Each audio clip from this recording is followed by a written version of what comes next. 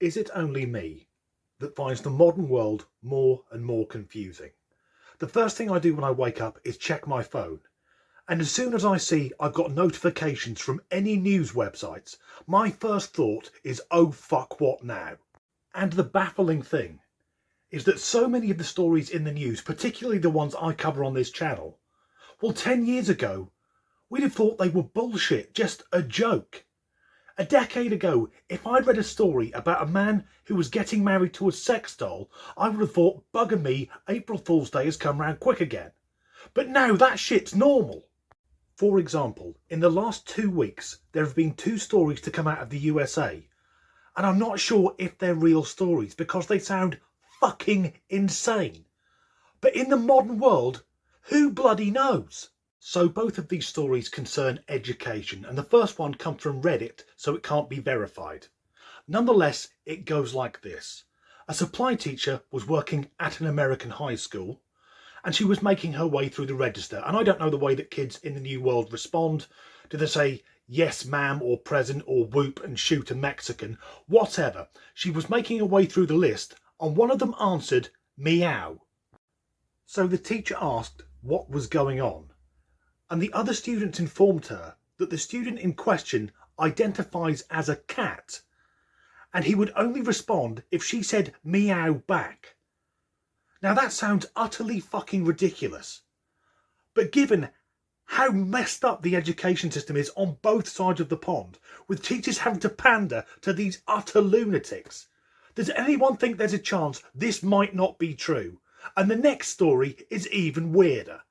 A superintendent at a high school in Michigan had to clarify that a rumour that was being circulated wasn't true after he was confronted by an angry parent.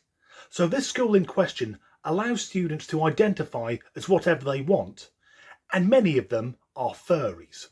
So for anyone who isn't aware of what furries are, they are people, over 80% of which are male, who identify as and dress as animals. And they're always keen to point out it's not a sexual thing or a perversion. They're always a bit too fucking keen. Like if you met someone at a party for the first time and he introduced himself by saying, hi, my name's Steve and I definitely don't like ramming foreign objects into my anus. So the rumour that was circulating among the parents was that in the school's gender-neutral bathrooms, because of course they're fucking gender-neutral, the school had installed litter trays for the furries to shit into.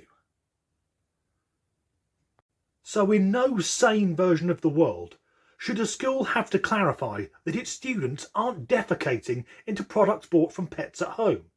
But this is the thing, in the modern world, that doesn't sound outside the realms of possibility. In fact, almost nothing is too bizarre anymore. And things are no less strange on this side of the Atlantic, because here in England last week, almost all COVID restrictions were lifted, just like that. And as much as we all know, it's because the government are shitting themselves, because all the rules and regulations that were put in place to control the proletariat apparently didn't apply to the government. So this is a knee-jerk reaction to try and avoid some rioting. But I think we've reached a point where, as a society, anything, no matter how ridiculous, could be reported in the news, and we just go along with it.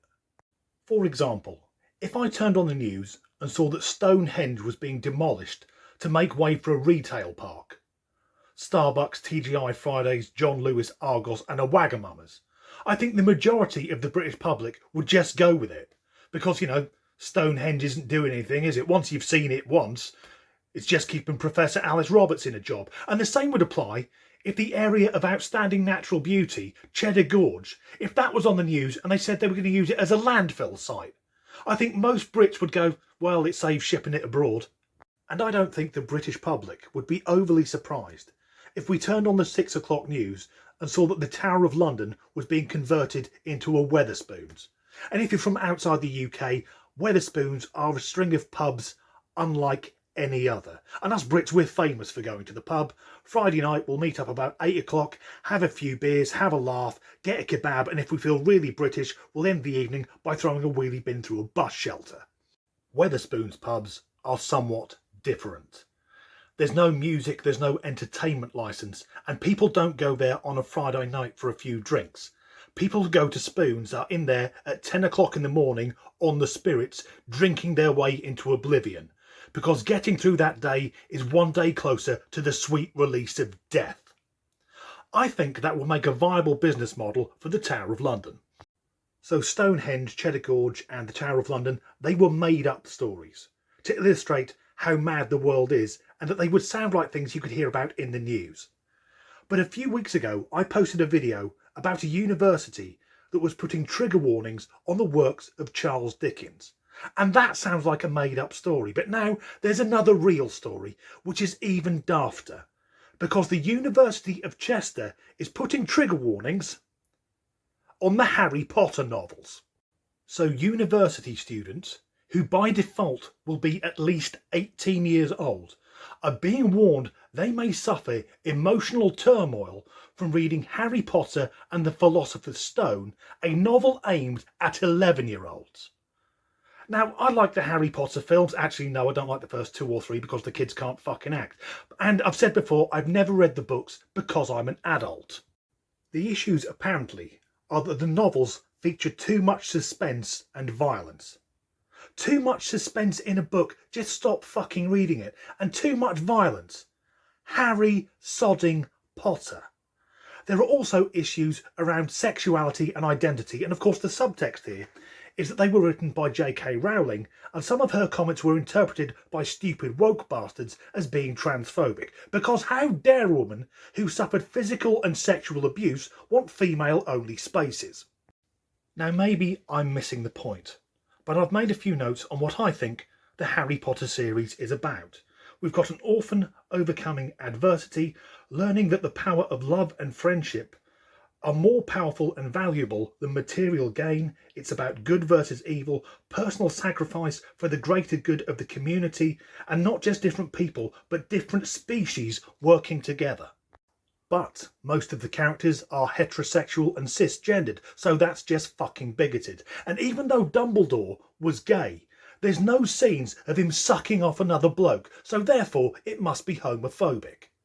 And what I find alarming is that the new generation are apparently so easily upset.